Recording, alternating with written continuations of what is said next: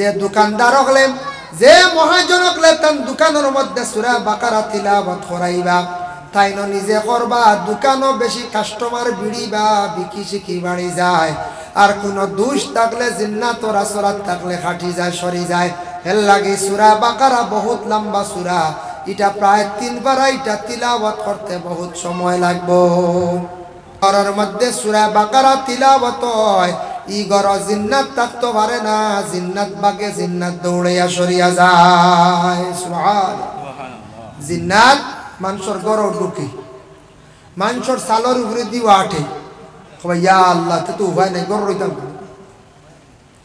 একটা প্রমাণ কইয়া দেই খেওরের বাড়ির সাল আছে টিনোর সাল মাঝে মধ্যে দেখবা সরাত দিয়ে বোঝা যায় দুলা বালি দিয়ে ইটা মারছে বারিক বারিক খাঙ্কর দিয়ে ইটা মারছে এটা হইল গিয়া জিন্নাত হল আপনার সালের উপরে দিয়ে দৌড়াইয়া যান এটা একটা প্রমাণ এর লাগে কোনো বাড়ির কোনো গড় জিন্নাত হলে যদি বসত করিলে এখানে করে যে গড় আল্লাহর জিকির নাই আল্লাহর কোনো কোরআন তিলাওয়াত নাই নমাজ নাই পবিত্রতা নাই এই ঘরের মধ্যে জিন্নাত ঢুকিব আর যে ঘর জিন্নাত ঢুকি যাইব ইনসানের বড় ক্ষতি হইব এর লাগি নবী যে ফরমান সূরা বাকারা তুমি তেন তিলাওয়াত করিও জিন্নাত থাকতো না জিন্নাত বাকি যাইব সরি যাইব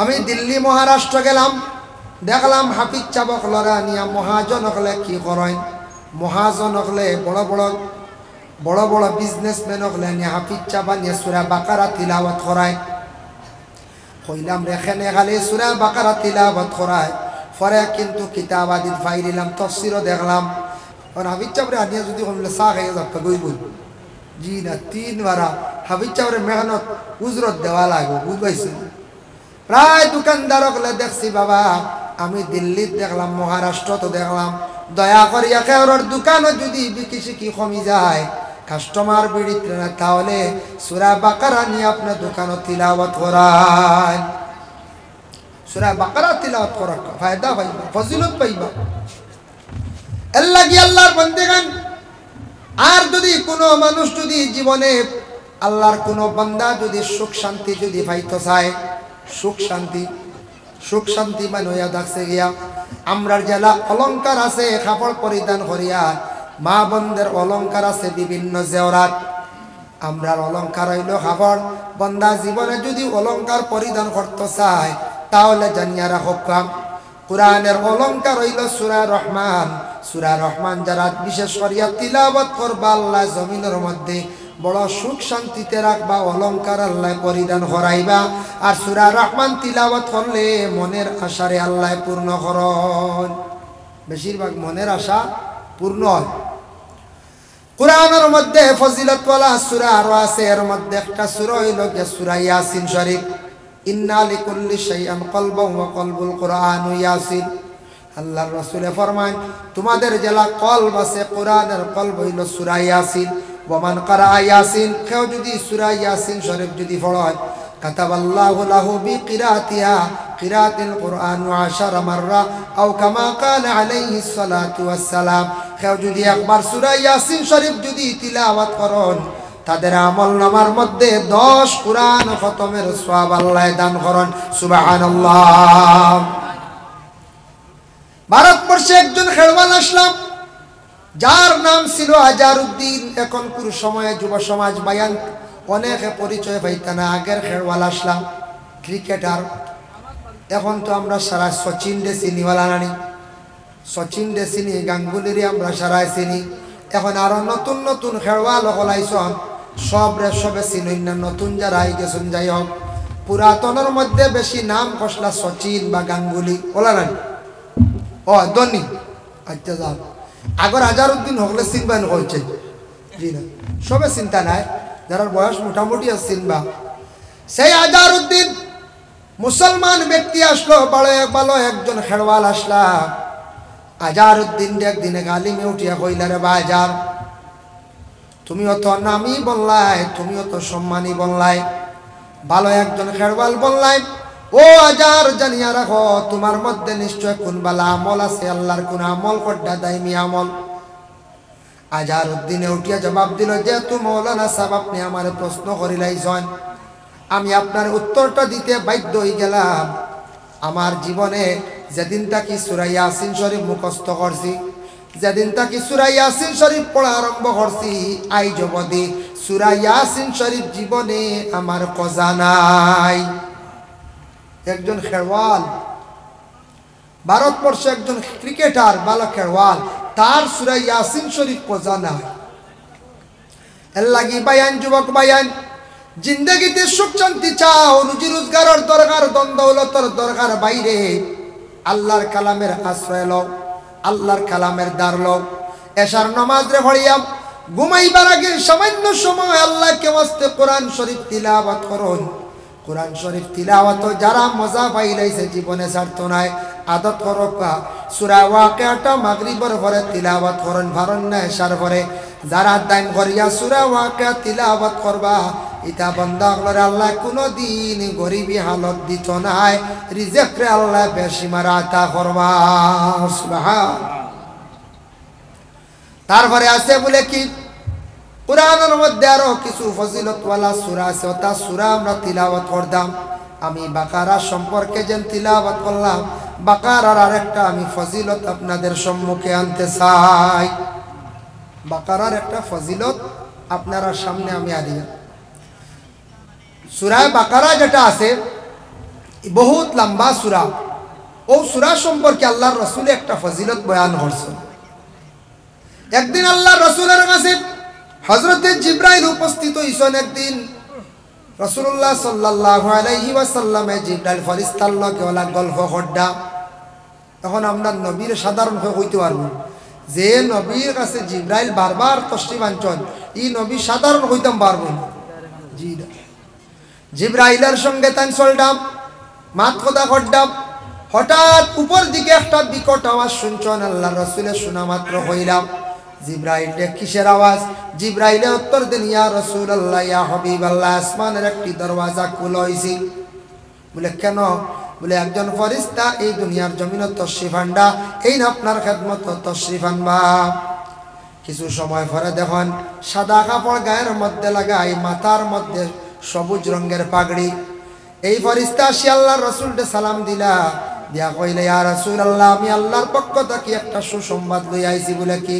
বলে আপনার উম্মতের জন্য একটা আমল করলে তাদের লাগি দুইটা সুসংবাদ।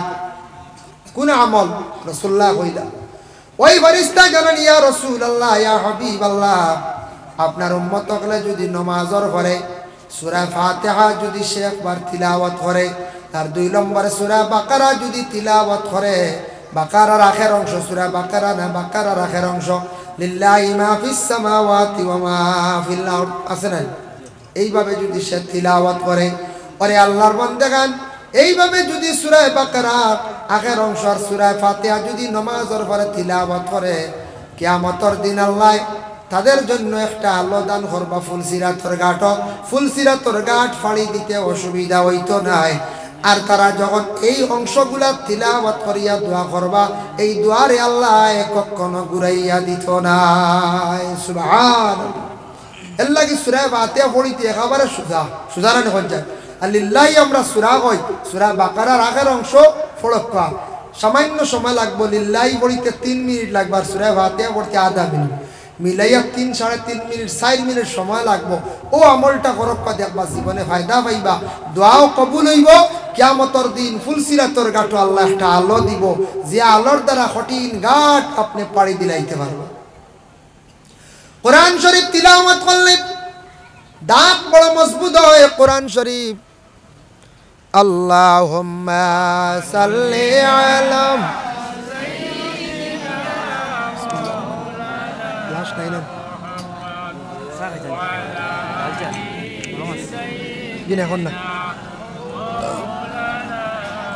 মুহাম্মদ, আল্লাহুম্মা সাল্লি আলা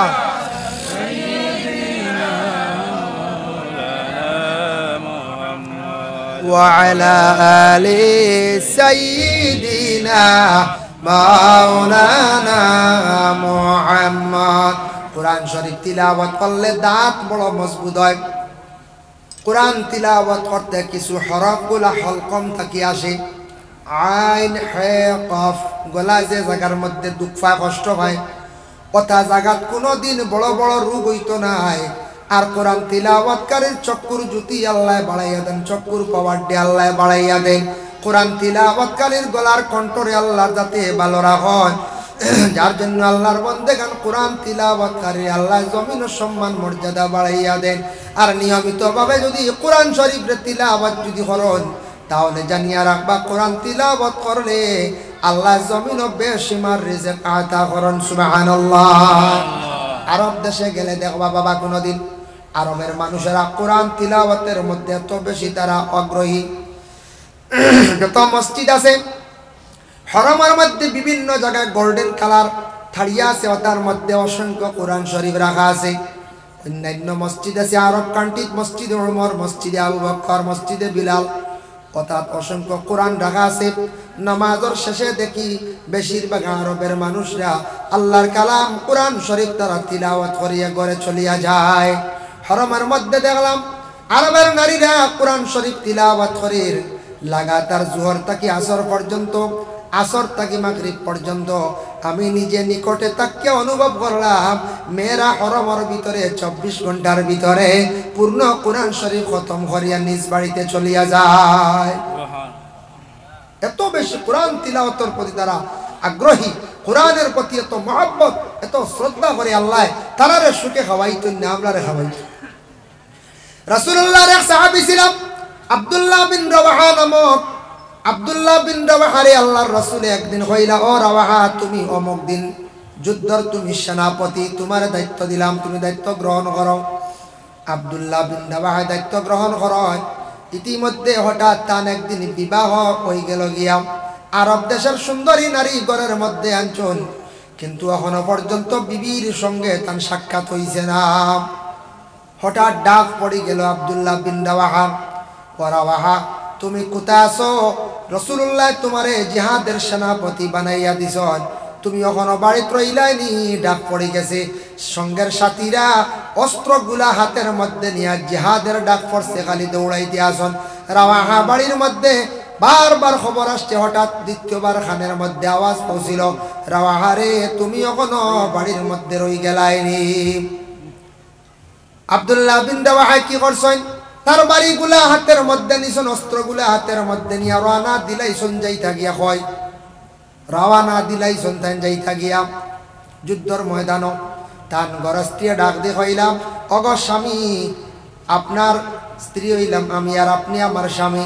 আপনি যুদ্ধের ময়দানও যাইতে আসন, যদি গাজী হইয়া ঘুরিয়া আসন আপনার সঙ্গে আমার দেখা হইব, আর যদি শহীদ হই যান তো দেখা হইতো নাই। আপনি শেষবারের মতো আমার সঙ্গে একটাবার দেখা করিয়া যান। গরস্ত্রী কইলা। স্বামী উত্তর দিল আব্দুল্লাহ বিন রাওয়াহা, ওগো বিবি, তোমার সঙ্গে যদি আমি দেখা করি আমার মোহাব্বত পয়দা হয়ে যাইব, প্রেম জাগবো, ভালোবাসা জাগবো, যার জন্য আমি যুদ্ধের ময়দানে যাওয়া আমার পক্ষে সম্ভব হইতো না গো বিবি। ঘরের বিবি আবার উত্তর দিন, ওগো স্বামী, আপনি ঘরের মধ্যে একটা বার তশরিফ আনুন, আপনারে আমি জড়াইয়া ধরতাম নাই, মোহাব্বতের কথা তুলিয়া ধরতাম নাই, শুধুমাত্র আপনার চেহারাটুকু আমি একটাবার দেখতে চাই। ও কারণে যদি আপনি শহীদ হয়ে যান, কিয়ামতের দিন আপনারে আমি স্বামী বলিয়া তো আমি পরিচয় করতাম পারবো। সুবহানাল্লাহ। এই কথা শুনছেন আব্দুল্লাহ বিন রাওয়াহা। শোনা মাত্র ঘরের মধ্যে প্রবেশ করছেন। প্রবেশ করার পরে গিয়া দেখুন নতুন স্ত্রী এখনো পর্যন্ত স্বামীর সঙ্গে সাক্ষাৎ নাই, দেখা নাই। তার সম্মুখে রাখা আল্লাহর বাণী, আল্লাহর কালাম। আরবের নারীদের মধ্যে কোরআন তিলাওয়াতের এত বেশি অভ্যাস।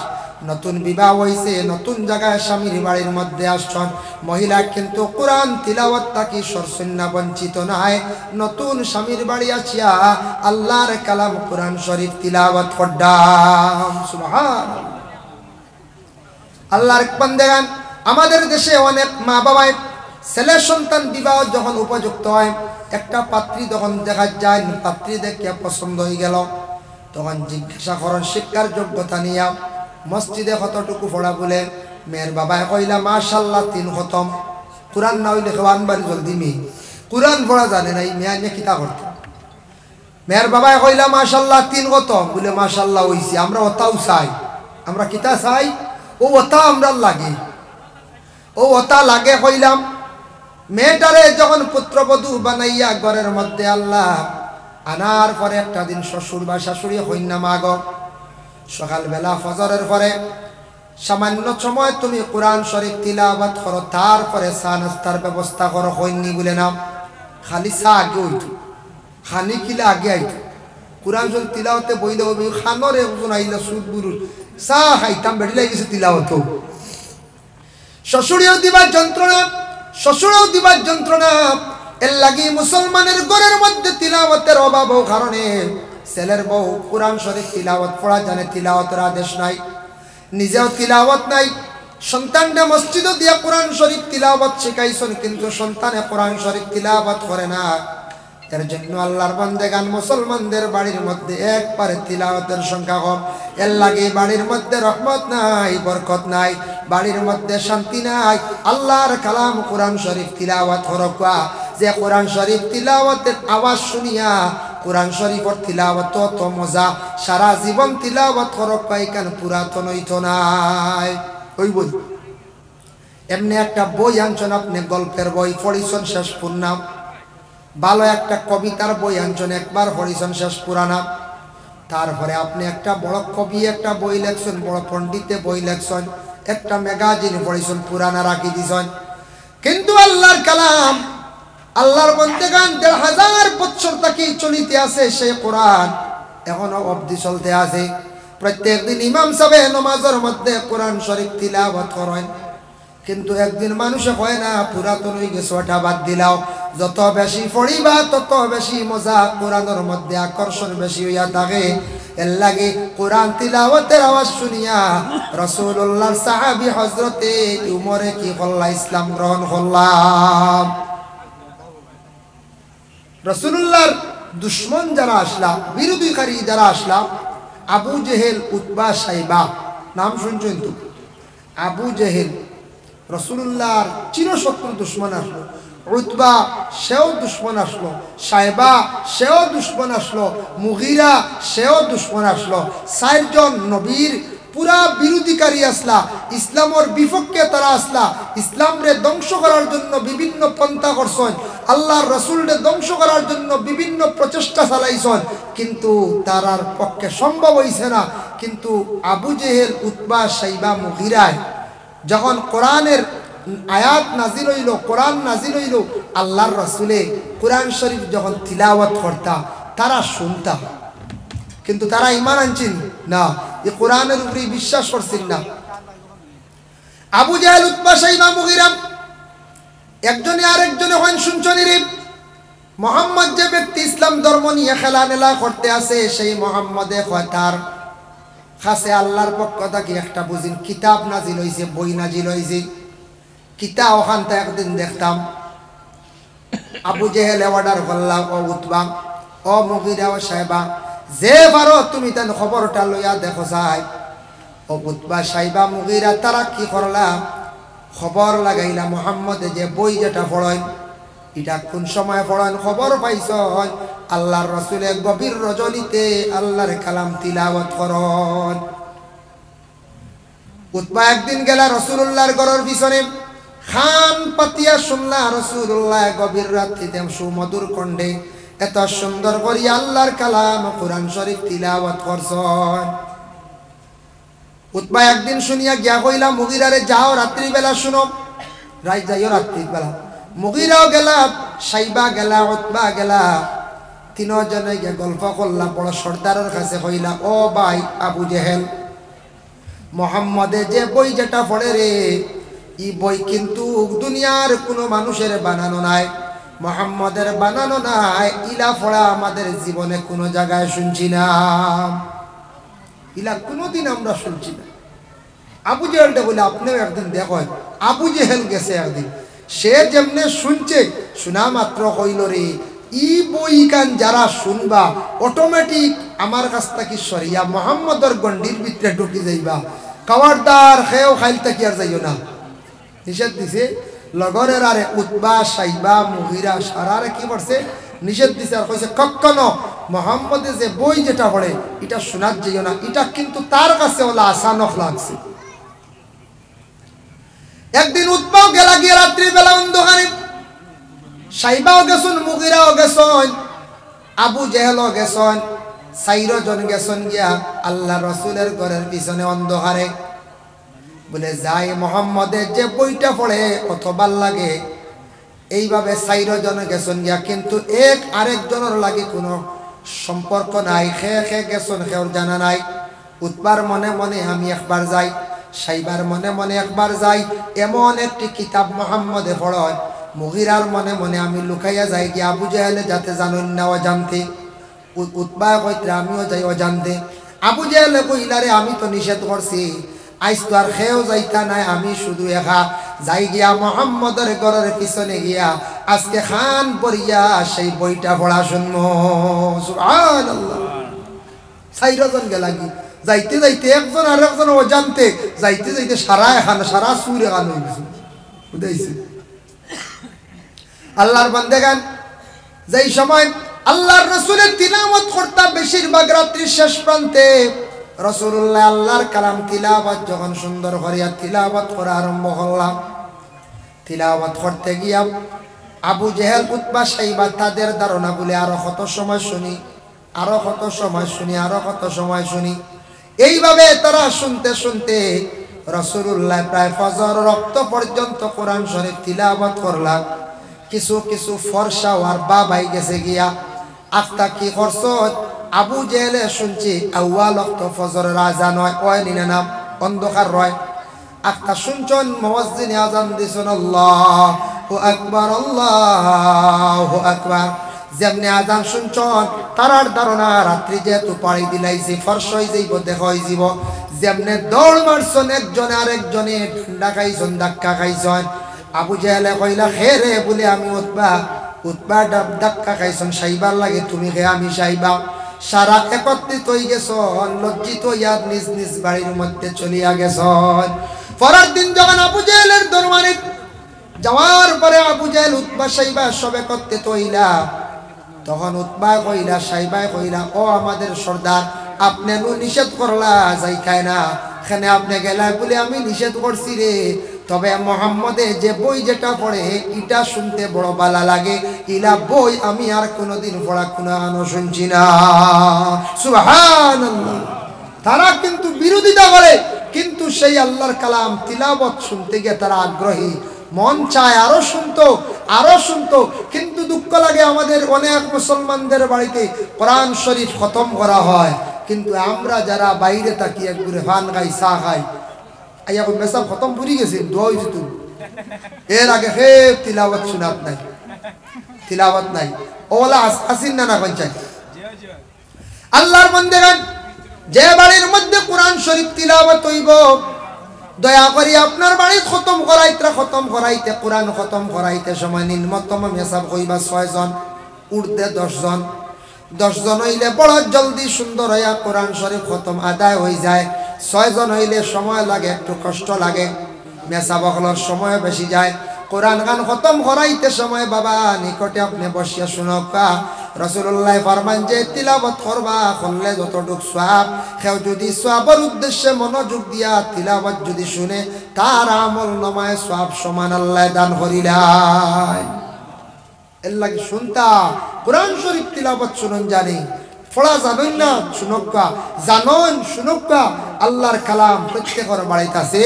দয়া করে সারা কোরআন শরীফের তিলাওয়াত করা আরম্ভ করুন। কোরআনের মধ্যে একটা সূরা আছে, সূরা বাকারা যে আলোচনা করলাম, বাকারার মধ্যে একটি বাকারা শব্দের অর্থ হইলে যে একটা গরুর ঘটনা আনছেন সে কোরআনের মধ্যে, একটা গরুর ঘটনা আনছেন সে কোরআনের মধ্যে। গরুর ঘটনা গতিকে সেই সূরাটার নাম রাখা হয়েছে সূরা বাকারা। আর তার আগে প্রথম প্রান্তে পাইলা সূরা ফাতিহা। ফাতিহার নাম তাফসীরে ইবনে কাসির লেখছেন 60টা। কয়টা? 60টা নাম। এক নাম লেখছেন সূরা ফাতিহা। ফাতিহা শব্দের অর্থ হইল যে খোলা, কোরআন খোলা মাত্র পাওয়া যায়। আরেক নাম লেখছেন হইল গিয়া দোয়া, আরেক নাম লেখছেন শিফা, আরেক নাম লেখছেন বলে উম্মুল কুরআন, আরেক নাম লেখছেন উম্মুল কিতাব, আরেক নাম লেখছেন রাকিয়া, আরেকটা নাম লেখছেন সাবঈ মাসানি। সেই সূরাটার নাম টুটে লইল গিয়া 60টা। আল্লাহর রাসূলের একটা হাদিস ওয়াকাল নবী সাল্লাল্লাহু আলাইহি ওয়াসাল্লাম ফি ফাতিহাতিল কিতাব শিফাউন মিন কুল্লি দাইন। রাসূলুল্লাহ ফরমান সূরা ফাতিহা হইল গিয়া হর বেমারর শিফা, প্রত্যেক বেমারর শিফা সূরা ফাতিহা। ইমাম সাহেব আগলে পানির মধ্যে ফু দেন, তেলের মধ্যে ফু দেন, সূরা ফাতিহা পড়িয়া বেশি দেন। সূরা ফাতিহা সম্পর্কে বুখারী শরীফ একটা ঘটনা আনছেন। রাসূলুল্লাহর সাহাবী হলে কি কইসলা, এক সাপে কাটা রোগীরে গিয়ে ফু দিসলা, সাপর বিষ রে কোরআনের বরকতে পানি হয়ে গেছে গিয়া। সুবহানাল্লাহ। তখন সাপর বিষ পানি হয়েছে, সূরা ফাতিহা পড়িয়া সাহাবী হলে কিতা কইসলা, ফু দিসলা, বিষ পানি হয়েছে, তাই সদকা লইসলা। বকরির বাচ্চা ছাগল লইয়া আইসু না, এখন ইয়া রাসূলুল্লাহ আমরা কিছু সদকা লই দিছি, কই সদকায় বলা দু, ইয়া রাসূলুল্লাহ আমরা সদকা লই আইছি। রাসূলুল্লাহ কইছেন ওয়াদরিবু ওয়াকসিমু, বাটো আমারও একবার দেও। সুবহানাল্লাহ। রাসূলুল্লাহ না করছেন না, ফু দিয়া ছাগল লই আইছো, সদকা লই আইছো, ওটার উপরে ভিত্তি করিয়া সদকা লন তাওয়িজাত তবিবাত বলে একটা জানদার বস্তু সদকা করো, একটা মুরুগ দেও, একটা ছাগল দেও, বলা সদকার ব্যাপারে হয়। তবে মানুষ বুঝিয়া করতাম, আমরা এক গুরু আসুন খালি বড় বড় সদকা লাগে, বুঝাইছেন, খালি বড় বড় যাথা, খালি বড় বড় যাথা, মানুষ রে জুলুম করতা না। বড় ধরনের রূপ একটা সদকা দিয়া আপনি আল্লাহর কাছে দোয়া করক্কা, তাওবিজাত তবিবাত করিয়া যাকুয়া, আল্লাহ অবশ্যই মাফ দিবা। সদকায় বলা দূর, এর লাগি সদকা করলে বলা দূরে, মুসিবত দূর হয়। আর বিশেষ করিয়া কোনো সময় সূরা ফাতিহা পড়িয়া ফু দিছেন, কোরআনের বিভিন্ন আয়াত আছে তা পড়িয়া ফু দিলে মানুষের বেমার আজার কমে। কোরআনের মধ্যে কোরআনটা শিফা কইছেন, আস্তা গানো শিফা, সারা গান পড়িয়া ফু দিলে কমে। তবে কিছু কিছু আয়াতে করিমা আছে এগুলা বড় ফায়দাজনক, যার জন্য সূরা বাকারার মধ্যে ওলা কিছু আয়াতে করিমা আছে যে তার তিলাওয়াত করলে জিন্নাতর লাগি বহু ধরনের উপকারকৃত আয়াতগুলো আছে, তা বড় ফায়দা। কোরআন শরীফ খালি ফায়দা, খালি ফায়দা। সূরা বাকারা নাম রাখছেন একটা গাভীর, একটা গরুর ঘটনা আনছেন। তাফসীরে জালালাইন তার শরহ ফয়জুল আমামাইন, ওখানের মধ্যে একটা ঘটনা আনছেন। ওয়াইযা কাতালতুম নাফসান ফাদারাতুম ফিহা ওয়াল্লাহু মুখরিজুম মা কুনতুম তাকতুমুন। এই আয়াতের ব্যাখ্যা লেখছেন, বনি ইসরাইলের মধ্যে আল্লাহর এক বান্দা খে যেন মারি লাইছে, এই মানুষ খে মারছে, সেই মানুষ মারনেওয়ালা পাওয়া যায় না। আপনাদের বড়কলা এলাকার মধ্যে যদি কোনো মানুষের একটা লাশ যদি আগামী দিন পাওয়া যায় না, যাক না, আল্লাহ করাক না, এটা তদন্তর লাগি খে আইব স্পট, পুলিশ আইব, আইবন না, পুলিশ এটা ইনভেস্টিগেশন করবন না করব। তো বনি ইসরাইলের ঘটনা হয়েছে, খে একটা মানুষের মারি লাইছে, মারনেওয়ালা হওয়া যায় না, খে মারল রে। কিছু মানুষ গেছেন মুসা আলাইহিস সালাতু ওয়াস সালামের কাছে গিয়া কইলা, ও মুসা, আমরারে গো মানুষকে মারি লাইছো, গো বার হইতো, আপনার আল্লাহর জিজ্ঞাসা করক, কথা কইয়া দেখা খে মারছে। মুসা বিপদগ্রস্ত হইলা, বিপদই বনি গেলা, তারা যেহেতু প্রশ্ন করছে, মুসা আল্লাহর জানাইলা, আল্লাহ এই মানুষটাকে মারছে, কম মানুষ আমার কাছে আইসন, আপনি কইয়া দিতা। মুসাই কইলা, তারা রেখো একটা গরু জব করতাম, তারা রেখো একটা গরু জব করতাম, গরু জব করিয়া তারারে কইয়া দেও। বলে আল্লাহ কি কইব গরু জব করিয়া? বলে কইয়া দো, গরু জব করিয়া কগুর মাংসর এক টুকরা দিয়া মরা ব্যক্তিরে সোয়াইবা, ইটা মারবা সোয়াইবা, সে আবার জিততে হইব, নাম কইব খে মারছ, আবার